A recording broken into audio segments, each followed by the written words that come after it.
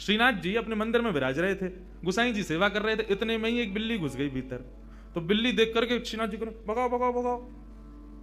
गुसाई जी बोले आप परम ब्रह्म परमात्मा, पूरे विश्व के जगदाधार, पूरे विश्व को बनाते हो, या बिल्ली से डर रहे हो? श्रीनाथ जी बोले सुनो, निकलो मंदिर से बाहर। क्यों?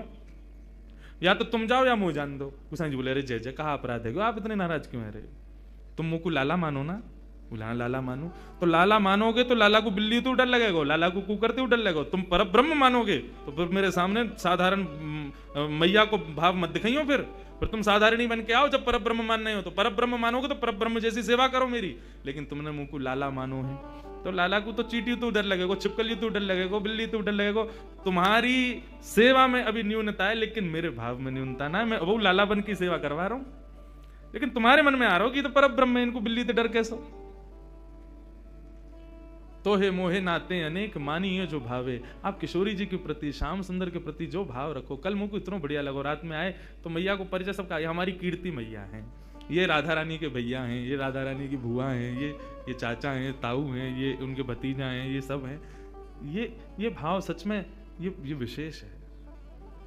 और एक बार को एक बात बोलूं, आपने केवल कहने को किशोरी जी से कही कि मैं आपको चाचा हूं। आप एक बार को कभी है सके अपने कर्तव्य को भूल जाओ, लेकिन किशोरी जी नहीं भूलेंगे। तुमने कही है कि तुम मेरे चाचा हो, तो चाचा वारो कर्तव्य निभाओ।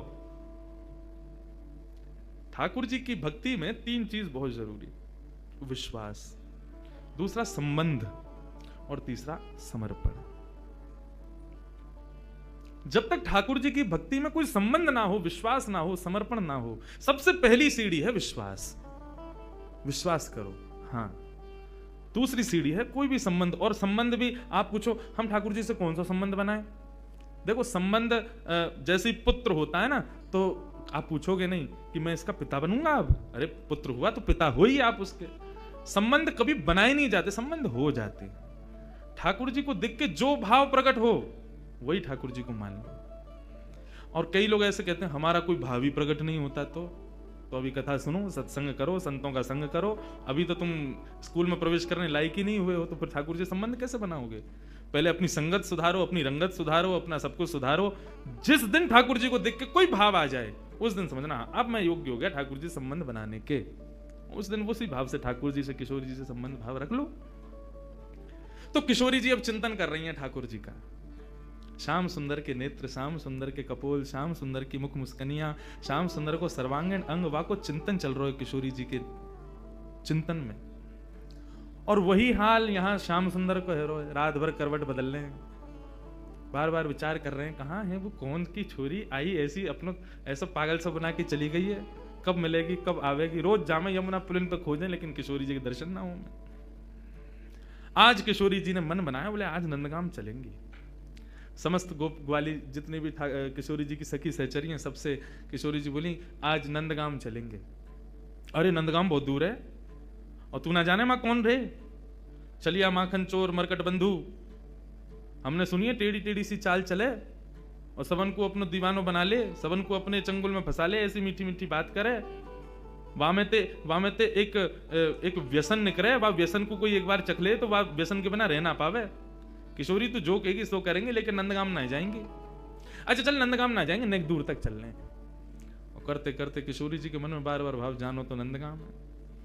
एक एक करके सखियां सब छोड़ती जा रही हैं। अरे मेरी तो सास बुलाई रही होगी, मेरे घर में बालक रो रहे होगो, आदि आदि करके सब सहचरियां वहां से चली गई। अकेली किशोरी जी पहुंच गई नंदगांव। जैसे ही नंदगांव पहुंची, नंदगांव पहुंच करके किशोरी जी सबसे पूछें कुंवर कान्हा कहाँ रहे, कुंवर कान्हा को घर कहाँ है। इतने में एक बूढ़ी सी अम्मा आई और वहां आकर के जैसे किशोरी जी की मुख की कांति और सौंदर्य को देखो, अरे लाली कहा भयो, कौन को खोज रही है? मैं कुंवर कन्हई को खोज रही हूँ, वो कहाँ है? बोले तो ना पता घर कहाँ है? बोले ना पता, आजा मैं लेके चलूं। सो बूढ़ी सी अम्मा को हाथ पकड़ करके किशोरी जी जा रही हैं गोकुल में भ्रमण करती। भाई इतने में बोली देख अब लाली आते आगे हम ना जा सके, राजा को घर है, वो सामने जो भवन है वो वही में रहे कुंवर कन्हई, चलिए जा।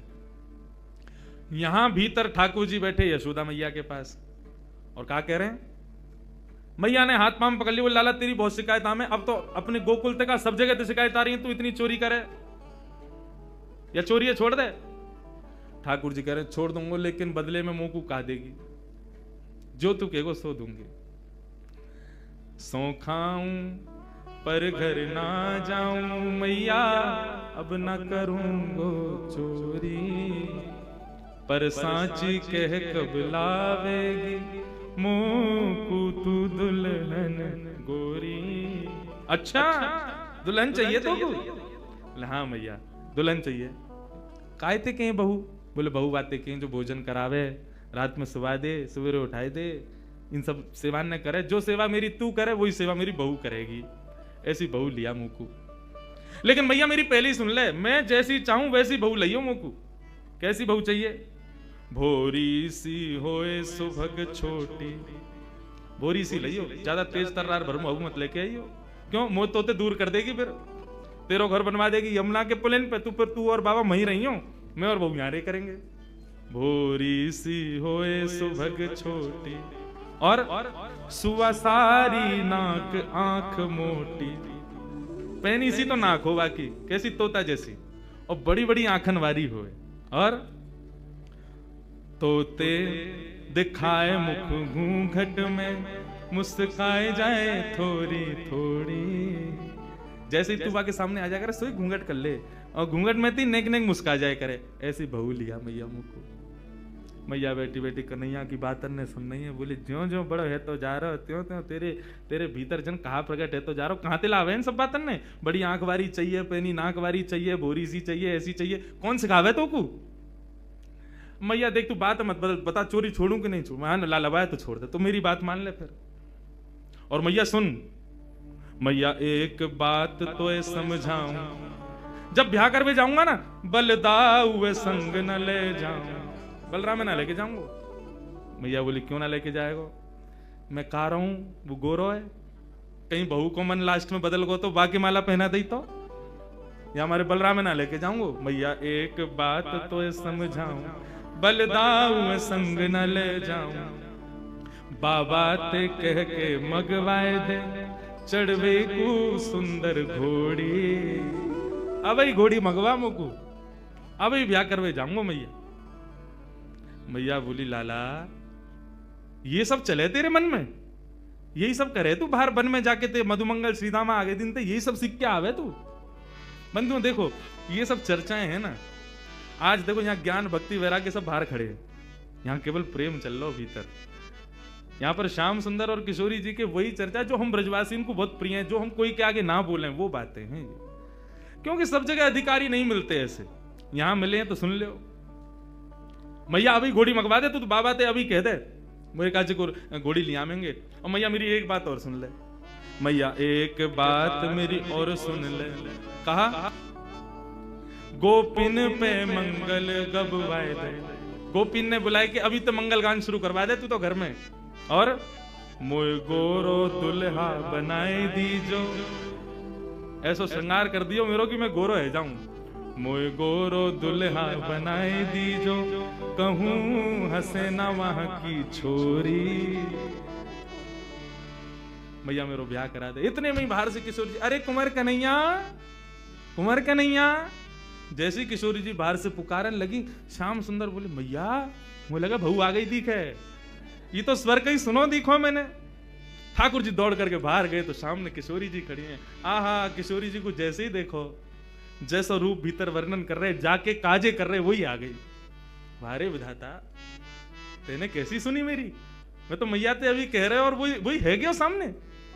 इतने में ही पीछे से यशोदा जी निकल करके आई, और जैसे ही यशोदा जी ने नंद भवन के द्वार पर नन्ही सी किशोरी जी को देखो है, किशोरी जी को देख करके यशोदा मैया के मन में भाव आयो, अरे विधाता, मेरे मन में तो बचपन से ही हती कि लाला के काजे सुंदर सी एक बहू लेके आऊंगी आदि आदि। अभी लाला की बात विनोद में सुन रही, लेकिन हे विधाता, ये जो सामने खड़ी है मेरे, या को रूप कैसा, कैसी कैसे कैसे चपल से नेत्र हैं, या के कैसी कैसी मृगनैनी है, या की मुस्कान कितनी सुंदर, या की चाल कितनी सुंदर, या के रूप कितना सुंदर। मोहित है गई। यशोदा मैया ने परिचय ना पूछो कौन है, सीधी बोली लाली निक इतकुआ। किशोरी जी पास गई, निक मैं तुमको हृदय से लगा लूं अपने। हाँ मैया लगा लो। जैसे किशोरी जी को हृदय से लगायो, यशोदा मैया के नेत्रन से अश्रु प्रपात है लगो। ऐसी शीतलता को अनुभव, जो शीतलता को अनुभव सदैव कन्हैया को हृदय से लगावे में आवे, वो पहली बार कोई बालक को हृदय में लगावे में आयो है। कौन है लाली, कहां ते आई है? तेरो गांव कहाँ है? मैया तुम बढ़िया ते जानो मुझे। कौन हो? मैं वृषभानु जी की लाली हूं। कीर्ति मैया, मेरी मैया आपकी बड़ी अच्छी सहेली। अच्छा, वृषभानु की लाली है? बोले हाँ। वही जो घोटून तक काजल लगावे का है? नहीं समझे? बड़ा बड़ा काजल लगाते हैं वृषभानु जी। हाँ वही हैं। हम बे ऐसे तो बड़ा बूढ़ा होगा, लेकिन हम तो खूब बतियाव है। आज वो बात ने बना तो रे। किशोरी जी बोली आप हमारे बाबा के बारे में ऐसे मत बोलो ना। लाली मैं कोई बुराई थोड़ी कर रही हूँ। हमारे ब्रज में तो गारी देवे तो उम्र बढ़े। हमारे ब्रज में तो ऐसा बोलवे तो आनंद ही आवे। ऐसे बिना बोले, बिना चुभने वाली बात बोले तो ब्रजवासी आगे बढ़ता ही नहीं। किशोरी जी श्याम सुंदर के संग बैठी हैं, क्रीड़ा कर रही हैं, लीला कर रही हैं। किशोरी जी के इस रूप को देख करके यशोदा मैया के मन में भाव बार बार उत्पन्न हो रहे है। इतने में यशोदा मैया से रुको नहीं गए, गई जाकर के तिजोरी खोल के सबरो सामान निकाल करके लाई। लाली ने कि यहाँ पे यहाँ बैठ गया। किशोरी जी बैठ गई। तेरो श्रृंगार कर दूं? ना आप श्रृंगार मत करो, मैया नाराज होगी। कछु ना होगी, कह दियो यशोदा मैया ने कियो है। अच्छा तो कर दो। श्रृंगार करनो प्रारंभ कियो है। ऐसा सुंदर श्रृंगार करके किशोरी जी की गोद भर दे, मांग में सिंदूर भर दियो, खूब सारी सामग्री दे करके, लाल चुनरी उड़ा करके पैरन में महावर लगा। आहा, कल कितना सुंदर भाव भैया सुना रहे महावर को कि एक सखी किशोरी जी के चरणन में महावर लगा रही है और महावर लगाते लगाते चर्चा भी करती जा रही है। तो महावर लगा के भूल गई कि मैंने कौन से पामन में महावर लगाए हो। तो किशोरी जी से पूछे, अरे किशोरी जी मैंने कौन से चरणन में महावर लगाए हो? क्योंकि किशोरी जी के चरणन को रंग और महावर को रंग एक जैसा, भूल गई मैंने महावर कहाँ लगाए हो।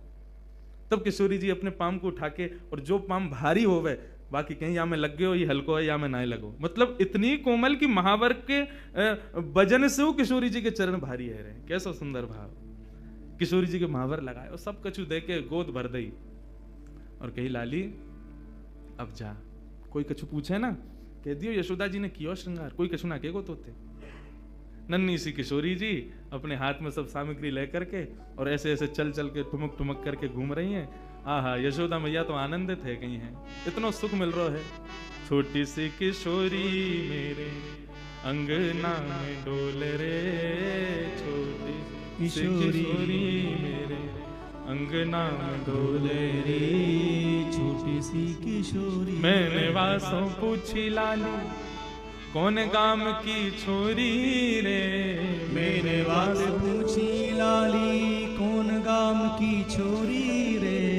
हंस हंस के बताए मैं तो बरसाने की छोरी रे, हंस हंस के बतावे वो तो बरसाने की छोरी रे।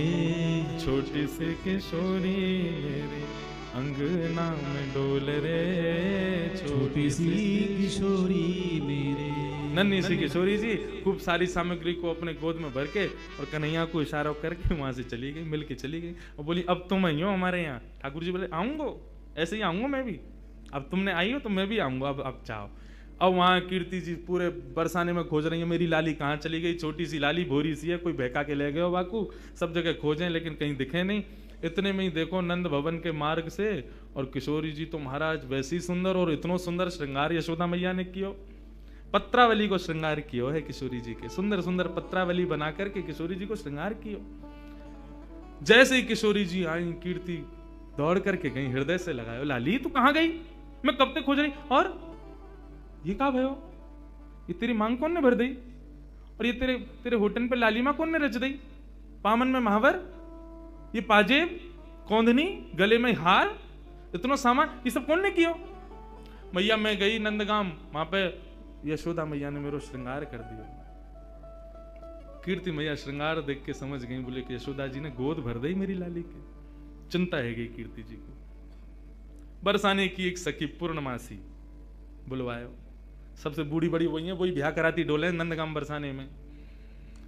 पूर्णमासी आई, पूर्णमासी से कीर्ति मैया बोली मैया देखियो मेरी लाली को कैसे श्रृंगार कर दियो, कहा का सामान दे दियो, या सबको मतलब कहा समझू मैं। बोले अरे या को मतलब सीधो सीधो है, कहा बोले वो अपने लाला को तेरी लाली ते ब्याह करनो चाह मैं, और का मतलब है, को गोद भराई कर दी तेरी लाली की। हम बे वह छोरा तो करूंगी मैं अपनी लाली को ब्याह, कारो कलूटो माखन चोरी करतो डोले सब जगह, और गोपीन के पीछे डोले, टेढ़ी सी चाल चले, टेढ़ो से मुकुट पहने, वह के बारे में खूब सुनो मैंने, कारो सो, बातें तो ना करूंगी मैं, मेरी लाली तो देखियो कैसी दूध जैसी गोरी, और वह कार्य के संग खड़ी होगी, कोई अच्छा लगे। पूर्णमासी बोली, देख रूप रंग तो सबके अलग अलग रहे, ऐसा तो है ना जैसी तेरी लाली है वैसे ही आपको वर मिलेगा, जैसी गोरी ये वैसे ही आपको मिलेगा। अरे चंद्रमा की शोभा भी तब होवे जब काली निशा छा जाए, बाकी बिना चंद्रमा कैसे दिखेगा। भले ही तेरी लाली को वहां से ब्याह होगा, बगल में खड़ो होगा, देखेंगे तो सब तेरी लाली कोई तो को कहा पड़ी है वहां में। और रही बात चोरी की, तू कह रही है चोरी कर तो डोले, चोरी करे यूं करे, कौन चोरी ना कर रहा दुनिया में? जगत में जो देखे सब चोर, दुनिया में सब चोर हैं, कौन चोरी ना कर रहा है? आप जितने बैठे हो सब चोरी कर रहे हो। यहां बैठ के क्या कर रहे हो? ठाकुर जी के सुंदर अंतरंग लीला को यहां सुन रहे हो, ये चोरी नहीं है तो क्या है? ये चोरी है रही है।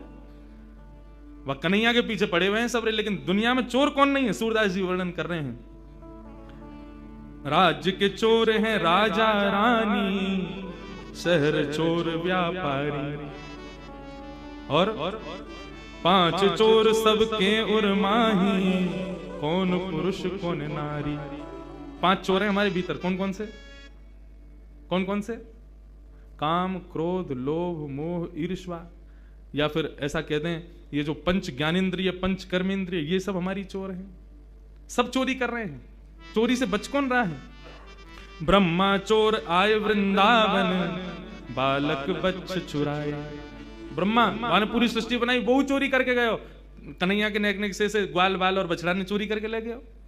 और इंद्र चोर पृथु के हाय, बहु पाखंड बनाए। पृथु महाराज जब अपनी श्रीमद् भागवत में कथा आती है, पृथु महाराज अश्वमेध यज्ञ कर रहे थे। 100 अश्वमेध यज्ञ होने में 99 पे ही अधूरा रह जाता था। क्यों? 100वां घोड़ा जो होता था इंद्र चोरी करके भाग जाता था। इंद्र ने चोरी करी। शंकर चोर हरत बहु अवगुण, शिव शिव जोई पुकारे। जो भी शिव शिव गावे, शंकर वाके सब अवगुणन को हरण कर ले तो वो चोर है। संत चोर हरि हृदय चुराए, जो त्रिभुवन विस्तारे। ये जितने भी संत महात्मा बैठे हैं, कथावाचक बैठे हैं, ये सबरे चोर हैं। क्यों? त्रिभुवन नाथ स्वामी के कथा गुणान वानन को गान कर करके लोगन के चित्त को चुरा ले, ये सबरे चोर हैं। सब मिल चोर, सब मिल चोरी करी श्याम की, जो जासे बन आए। ये पूरा संसार श्याम को है, और यहाँ पे हम जो कुछ भी अपने स्वार्थ के लिए ले रहे हैं वो चोरी नहीं है तो क्या है? कन्हैया की सब पूरे सृष्टि की चोरी हम लोग कर रहे हैं। सूरदास सट कहाँ लगी वर्णो, माखन चोर कन्हैया। पूरा विश्व चोर है, लेकिन पूरे पीछे कौन के पड़े? माखन चोर, माखन की चोरी करे वाले वह कन्हैया की। माने माखन चोरी करी है और यो है त्यों है, वही के पीछे पड़े रहे। कौन चोर ना है संसार में? सब चोर हैं। बोले अच्छा पूर्णमासी एक बात बताओ, आपको मन कहा करना चाहिए? बोले मेरो मन तो जादनाथ वृषभानु नंदनी भई है ना, वही दिना से है कि नंद नंदन ही आके काजे है।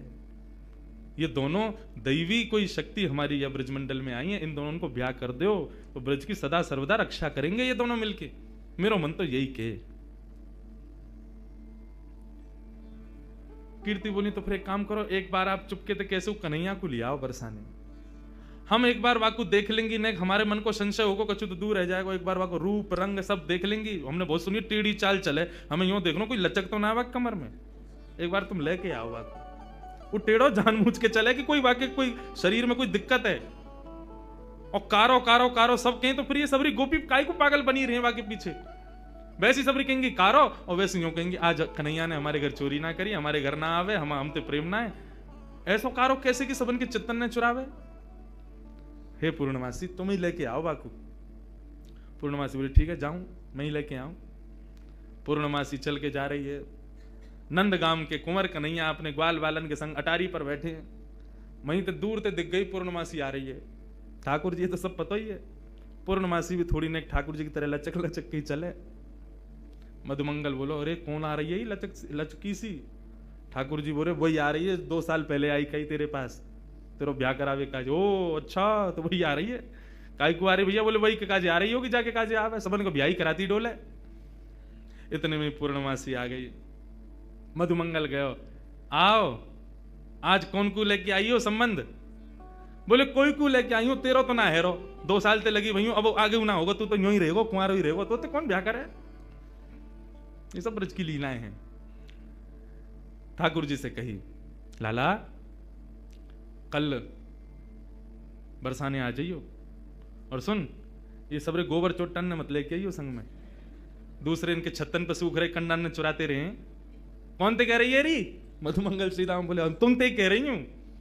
लाला कल सुंदर से बन के आइयो, हैं वहां पे सब गोपी ग्वाल तेरो सब इंतजार करेंगे, और कल तेरी मुंह दिखाई होगी वहां पे, सुंदर से श्रृंगार करके आइयो, और मैंने तेरी बात छेड़ दी है कीर्ति से, और बढ़िया कल वहां पे ऐसे लचक के मत आइयो, नहीं माँ की सी चाल जो चले का है, सीधा सीधा आइयो, सुंदर बन के आइयो, तेरो ब्याह जाएगा। अब तो ठाकुर जी मनी मन विचार कर रहे हैं, बोले हमें तो केवल किशोरी जी के दर्शन करने हैं, ये कहा पूरा वहां पे बरसानो इकट्ठा होगा, सब हमसे मिलेंगे, पूछेंगे, देखेंगे, भारेंगे, जन कहा हुए को। ठाकुर जी बोले कल जावे की बजाय हम आज ही हुआ में। श्री मलुकदास जी महाराज का पद है, जोगी रंग भी नाया, अच्छा श्रृंगी नाद बजाया, जोगी रंग भी नाया, अच्छा श्रृंगी नाद बजाया। ठाकुर जी एक जोगी बन करके जा रहे हैं। पूर्णमासी बोली सुंदर से बन के आई हो, श्रृंगार करके आई हो, ऐसे आई हो, वैसे आई हो, लेकिन ठाकुर जी बोले सबके सन्मुख नहीं जाऊंगा, मैं तो एकांत में किशोरी जी के केवल दर्शन करके आऊंगा, उनसे मिलके आऊंगा, रूप बदल करके जाऊंगा। छद्म वेश धारण करके जा रहे हैं। और कैसे बन के जा रहे हैं? श्री मलुकदास जी वर्णन करते हैं, ठाकुर जी जोगी बन के जा रहे हैं। जोगी रंग भी नाया, अच्छा श्रृंगी नाद बजाया, जोगी रंग भी नाया, अच्छा श्रृंगी नाद बजाया। हाँ जोगी रंग भी नाया, अच्छा श्रृंगी नाद बजाया, जोगी रंग भी नाया, अच्छा श्रृंगी नाद। अब पूरे पद को सुनना, एक एक शब्द सुनना, ठाकुर जी ने कैसा श्रृंगार किया है अपना। आहा इतना सुंदर भाव। मोतिन लर अलक गंगा, मानो जटा जूट में गंगा, मोतिन लहर अलक गंगा, मानो जटा जूट में गंगा। एक शंकर जी का रूप धारण किया ठाकुर जी ने, शिव स्वरूप धारण करके जा रहे हैं। एक जटा बनाई अपने घुंघराले केशन की, और वह जटा में अकौआ के पत्ता से निकरवे वारे दूध को लगाई लियो, उसकी जटा बन गई। और जटा बना करके वहां में ऐसे मोतीन की धार, मोतीन की लड़ लगाई कि मानो ऐसा लग रहा हो ऊपर से गंगा जी निकल रही हूं। हाँ मोतिन लहर अलग गंगा, मानो जटा जूट में गंगा, ओ मोतिन लहर अलग गंगा, मानो जटा जूट में गंगा, हाँ मानो जटा जूट में गंगा, ओ मानो जटा जूट में गंगा। हाँ जोगी रंग भी नाया, ओ अच्छा श्रृंगी नाद बजाया, जोगी रंग भी नाया,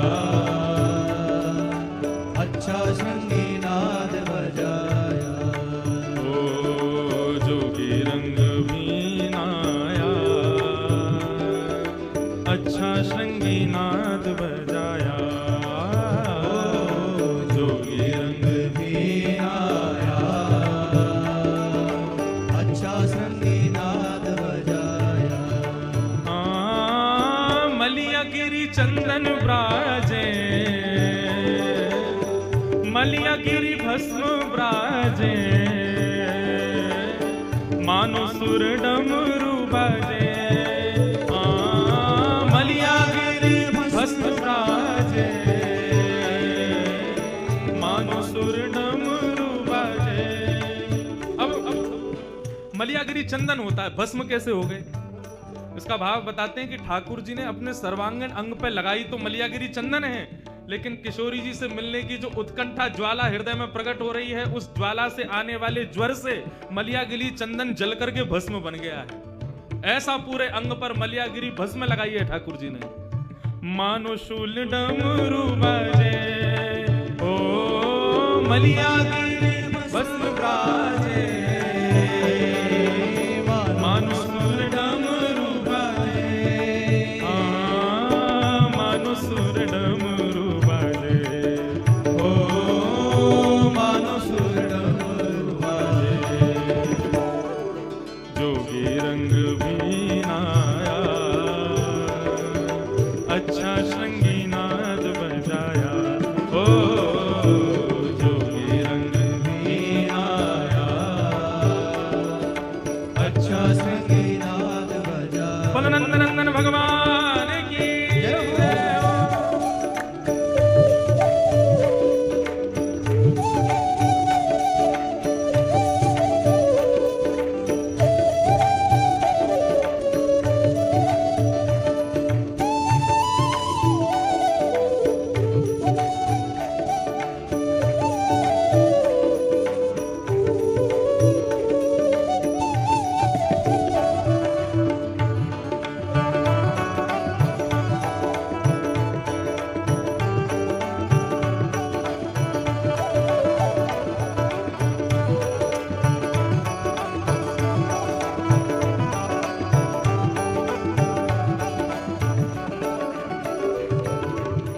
जोगी को वेश धारण करके, शिव स्वरूप धारण करके ठाकुर जी पहुंच गए बरसाना।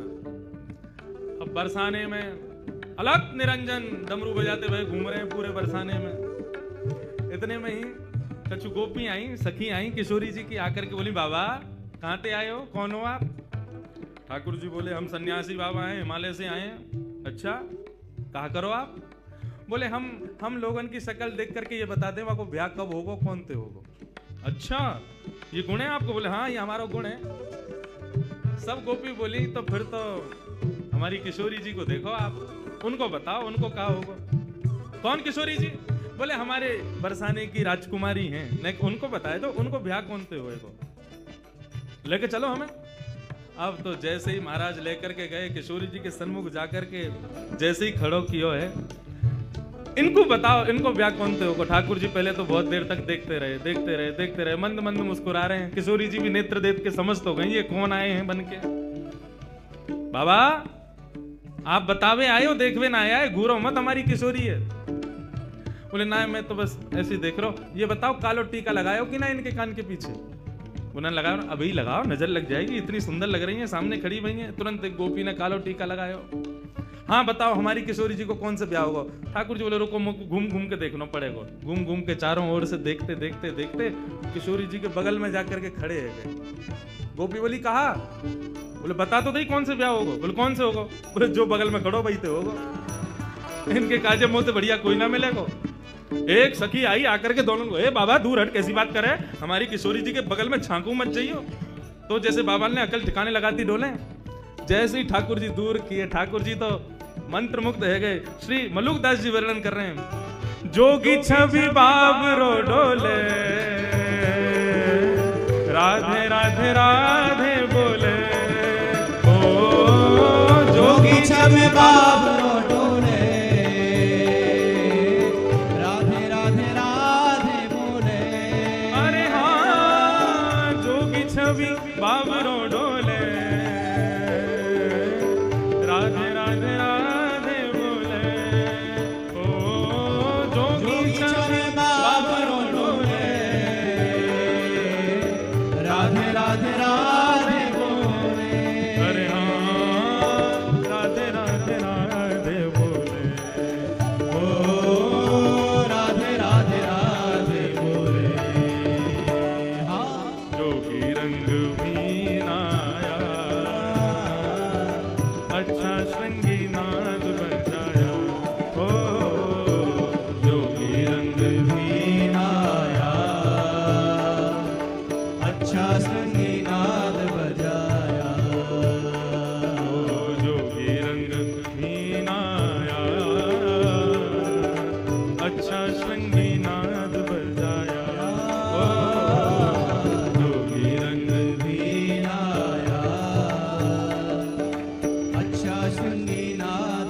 मलुकदास जी वर्णन कर रहे हैं, किशोरी जी को परकोटा में लेके गोपी सब आगे खड़ी है, बोले भाग यहाँ से, हम समझ गए तेरे मन में खोट है, हमारी किशोरी जी के पास आके बगल में छुए को प्रयास करे। ठाकुर जी बोले ठीक है हम चले जाएंगे, लेकिन बातें पहले हम अपनी सिद्ध की हुई भभूति देके जाएंगे सबन को। गोपी बोली हमको ना चाहिए, बोले भभूति तो हम देंगे। और हाथ में भभूति लेकर के मलियागिरी चंदन की समस्त गोपीन के ऊपर जैसे ही फूंकी, सारी गोपी मूर्छित होकर के गिर गई। ठाकुर जी किशोरी जी को लेकर के वहां से भाग गए। और मलुकदास जी कह रहे हैं, मोहन मंत्र फूंक दे मारी, सब ब्रज मोहिनी डारी। ओ मोहन मंत्र फूंक दे मारी, सब ब्रज मोहिनी डारी। हाँ सब ब्रज मोहिनी डारी, हाँ सब ब्रज मोहिनी डारी। जोगी रंग वीणाया, अच्छा श्रृंगी नाद बजाया। ओ जोगी रंग वीणाया, अच्छा श्रृंगी नाद बजाया। अरे हाँ जोगी सब संतों का प्यारा, शरण मलूक ने माना। ओ जोगी सब संतों का प्यारा, शरण मलूक ने माना। हाँ शरण मलूक ने माना। हाँ शरण मलूक ने माना। ओ जोगी रंग वीणाया, अच्छा श्रृंगी नाद बजाया। ओ जोगी रंग वीणाया, अच्छा श्रृंगी नाद बजाया। अच्छा श्रृंगी नाद बजाया। ओ अच्छा श्रृंगी नाद बजाया। अरे हाँ अच्छा श्रृंगी नाद बजाया। ओ अच्छा श्रृंगी नाद बजाया। ऐसे श्याम सुंदर गए और जाकर के रूप बदल करके सब गोपियों को मोहन मंत्र से ही मोहित करके और किशोरी जी को वहां से लेकर के यमुना पुलिन पर पहुंच गए। और वहां यमुना पुलिन पर पहुंच के दोनों को सुंदर रास विहार भयो। बंधुओं ठाकुर जी की 4 लीलाएं हैं, कुंज लीला, निकुंज लीला, निभृत निकुंज लीला। 3 लीलाएं हैं, कुंज लीला, निकुंज लीला, निभृत निकुंज लीला। कुंज लीला में समस्त ब्रजवासी भी हैं, ठाकुर जी के सखा भी हैं और किशोरी जी की सहचरियां भी हैं। लेकिन जैसे ही निकुंज लीला प्रारंभ होती है तो वहां पर केवल किशोरी जी की सखियां और ठाकुर जी, वहां पर सखाओं का प्रवेश नहीं है। महाराज का एक भाव ऐसा बताया जाता है कि ठाकुर जी जब महाराज करने के लिए गए तो ग्वाल वाल नहीं गए, बोले गए थे, लेकिन पहले ही गोपियों ने महाराज के बाहर परकोटा बना दिया और उस परकोटा में सुंदर सुंदर सुंदर सुंदर गोपियों को वहीं पर रास की भूमिका में प्रविष्ट करा दिया। वहीं फुब्बारे लगा दिए, वहीं गोपियां रास कर रही हैं, वहीं पर सुंदर भोज्य पदार्थ लाए जा रहे हैं, वहीं पर पेय पदार्थ लाए जा रहे हैं। तो ग्वाल बाल बाहर परकोटे में ही खड़ी हुई गोपीन में ही मोहित है कि वहीं रह गए। भीतर के रास में तो श्री ठाकुर जी ने प्रवेश किया। ये चित्र मैंने दर्शन किया था श्री सरस कुंज जयपुर में। वहां पर महाराज जी अपने अनुभव से चित्र बनवाते थे, तो वहां उन्होंने परकोटा बनवाया रास भूमि के बाहर, और वहां रास में चारों तरफ छोटी छोटी कुंज बना करके वहां कुछ गोपों को ही सखी बना करके वहां गोप ग्वालों को ही सखी रूप में खड़ा करवा दिया समस्त गोपियों ने।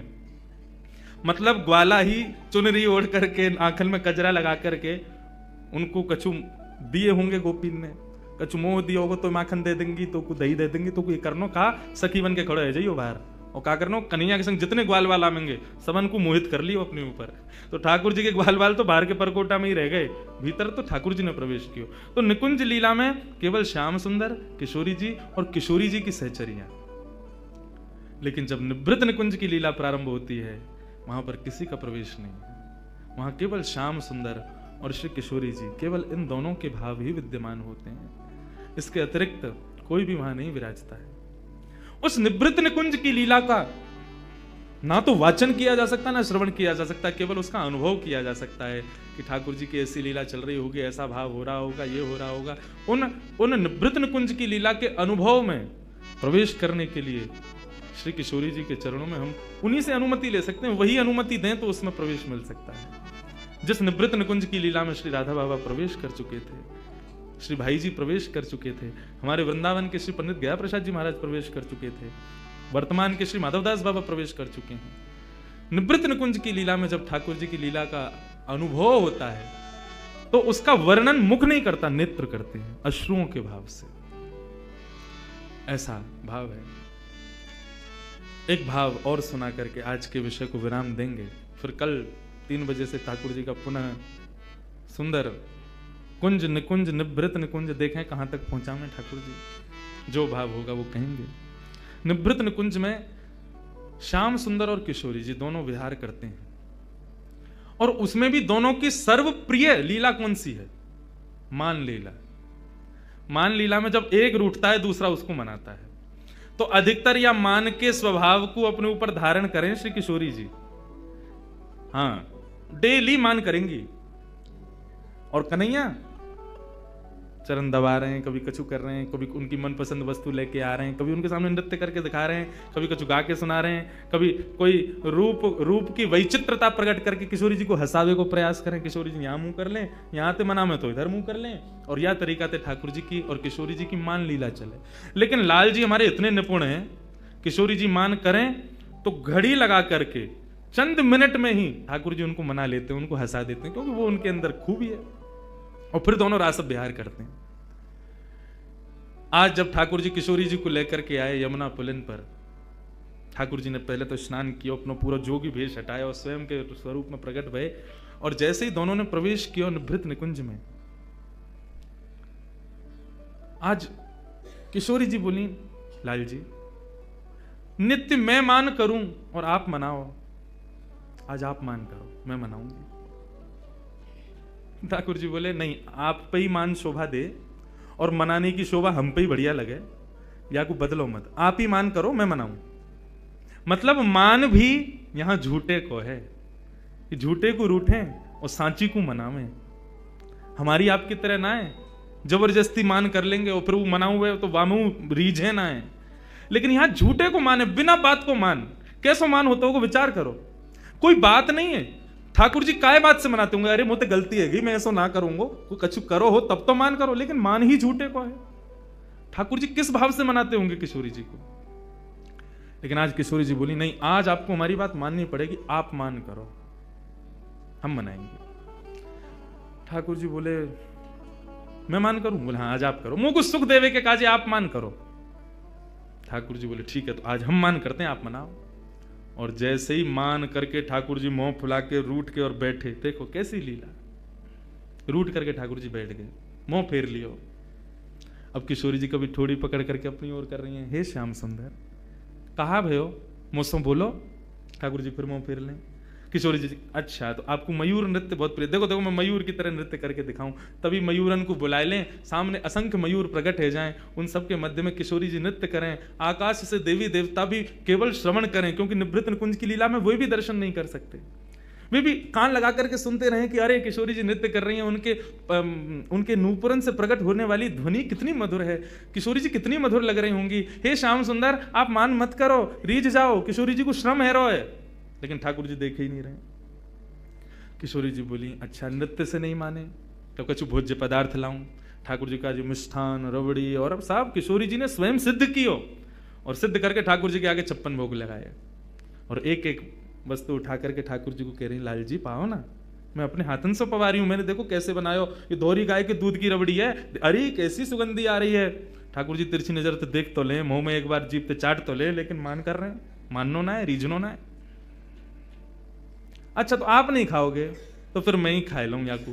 जैसे किशोरी जी खावे बैठे सोई ठाकुर जी हाथ बढ़ा के बाद छीन लें धर लें, आप सुना खाऊंगा खुद खा लूंगा, ऐसा मान करें। लेकिन किशोरी जी थक गई मनाते मनाते। ठाकुर जी ज्यों ज्यों मान में प्रवेश कर रहे हैं त्यों त्यों वो मान असली रूप धारण करते जा रहा हो, सत्य है तो जा रहा है। किशोरी जी ने खूब प्रयास किया कि श्याम सुंदर मान जाएं, लेकिन नहीं माने। एक दिन पूरा बीत गयो, एक रात्रि पूरी बीत गई, दूसरो दिन पूरा बीत गयो, दूसरी रात्रि पूरी बीत गई, तीसरो दिन बीत गयो, तीसरी रात्रि पूरी बीत गई, लेकिन ठाकुर जी ने मान नहीं छोड़ा। ठाकुर जी मन में सोच रहे हो बहुत पीछे पड़ रही, मान करो, ले कल ले मान, हमारो मान आज के बाद कहेंगी और ना कि तुम मान करो। लेकिन किशोरी जी को जब श्रम हुआ, मनाते मनाते मनाते जब हार गई, तो किशोरी जी नीचे नजर करके, ऊपर एक अटारी पर, एक शिला पर श्याम सुंदर बैठे हैं और किशोरी जी नीचे हाथ रख के बैठी हैं और श्याम सुंदर को बार बार देख रही हैं। बोले आपको 3 दिन से हमने मुस्कुराते भय ना देखो, आपके चेहरे पर एक प्रसन्नता ना देखी, लाल जी आप जानो ये कितनो कष्ट दे रहा हो हृदय को, एक बार मान जाओ श्याम सुंदर। लेकिन ठाकुर जी नहीं माने। किशोरी जी के नेत्र से विरह के अश्रुबिंदु जब प्रकट हुए और उन अश्रुबिंदुओं ने जब नेत्रों से गिर करके पृथ्वी का स्पर्श किया, जैसे वो अश्रुबिंद पृथ्वी पर गए, पृथ्वी का स्पर्श करते पृथ्वी के नीचे बह रही है यमुना, यमुना में जैसे ही उस अश्रु ने प्रवेश किया, यमुना का जल उष्ण हो गया, गर्म हो गया, लाल पड़ गया, बिल्कुल खौलने लगा। यमुना तुरंत अपने भैया यमराज के पास जाती है और यमराज से कहती हैं, यमराज तुम्हारे नरक में क्या इतनी वेदना किसी को दी जाती है जितनी वेदना अभी किशोरी जी को हो रही है। यमराज जी जब उस अश्रुबिंद का दर्शन करते हैं, कहते हैं यमुना हमारे नरक में भी इतनी वेदना, इतना कष्ट किसी को नहीं दिया जाता जो कष्ट आज किशोरी जी को हो रहा है, कृष्ण विरह का।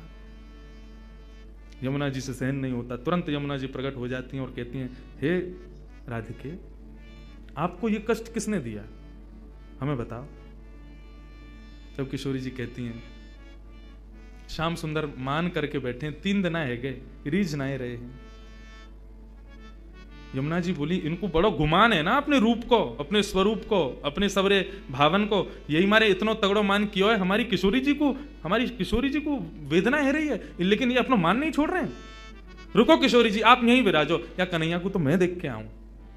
और यमुना जी महाराज गई, जाकर के अपनी श्रृंगार पेटिका खोली, श्रृंगार पेटिका खोल करके श्याम सुंदर जैसो श्रृंगार कियो, क्योंकि कालिंदी हैं, बिल्कुल श्याम जैसे ही रंग है उनको। टिपारा धारण कियो, गले में माला धारण करी, कचकाचनी पहनी, हाथ में वंशी लई, लखटी लई, माला पहन करके सुंदर जैसे ही किशोरी जी के सामने आई, मुस्कुराती भाई। किशोरी जी बोली, श्याम सुंदर आप रीझ गए? बोले श्याम सुंदर नहीं हूं, यमुना हूं। यमुना तुम तो बिल्कुल ऐसी लग रही हो जैसे मानो श्याम सुंदर हूं। बोले तो वही तो, ये अपने रूप से सबन को वेदना प्रदान करें, आज इनके रूप से इन्हीं को वेदना दूंगी मैं। और जैसे कन्हैया चलें, जैसे बैठें, जैसे बोलें, जैसे हंसें, बिल्कुल यमुना जी ने वही रूप धारण कर लियो। ठाकुर जी मान करके बैठे, इतने में नूपुरन की छम छम छम छम आवाज आई। ठाकुर जी बोले, ये तो मेरे नूपुरन की ध्वनि है, मैं तो यहां बैठा हूं, फिर मेरे नूपुरन की ध्वनि पीछे से कैसे आई? ठाकुर जी अपने नूपुरन को बजा में बोले, मेरे नूपुर तो मेरे पास है, फिर ये कौन आयो?